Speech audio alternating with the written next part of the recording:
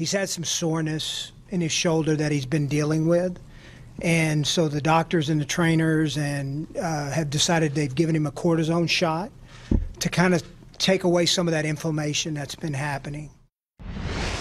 Andrew Luck just started practicing with the Colts about 2 weeks ago, but as you heard Chris Ballard say right there, he will not be practicing anymore. They're pulling him from any activity. He didn't announce a timeline for Luck's return.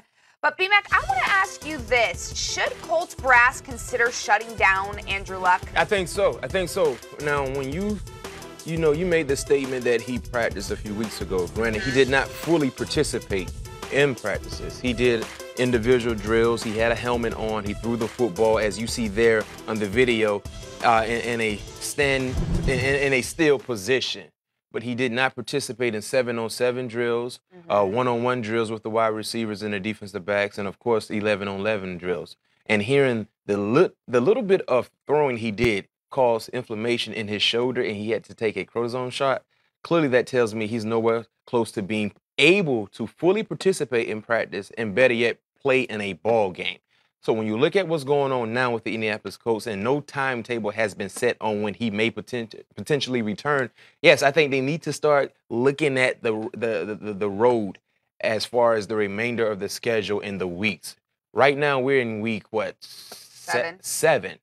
And me personally, if he's nowhere close to participating by at least week 11, not worth it. It's not worth it. I don't expect to see them competing for a playoff spot. Now, granted, anything can happen, but right now I don't foresee them competing for a playoff spot or better yet competing to win a divisional championship. And if that is the case, why risk your franchise player for a year that's completely gone down the drain? Definitely. Anyway? How much faith do you have in Jacoby Brissett? I like what he is doing. I think we must remember that Jacoby just was acquired by the Colts a week before the start of the season.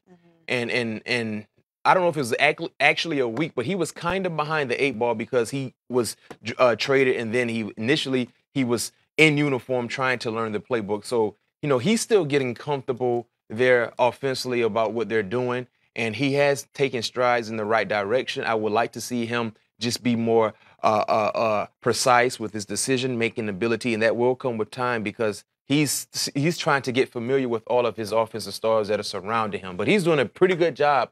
He's far better than what they had in Scott Tolzien, and clearly he has had them in positions of winning ball games. So there's still faith in the Colts if Andrew Luck does not return. Obviously, it's not as good as it would be if Andrew Luck was on the field, but you're paying this guy $140 million. You would think that you would want to maybe take a break from him right now, let him rest, and just get this over with because he has been battling that for 2+ years. I mean, get the man better. This is his shoulder, and we know for quarterbacks, shoulders are extremely important. Yep, definitely.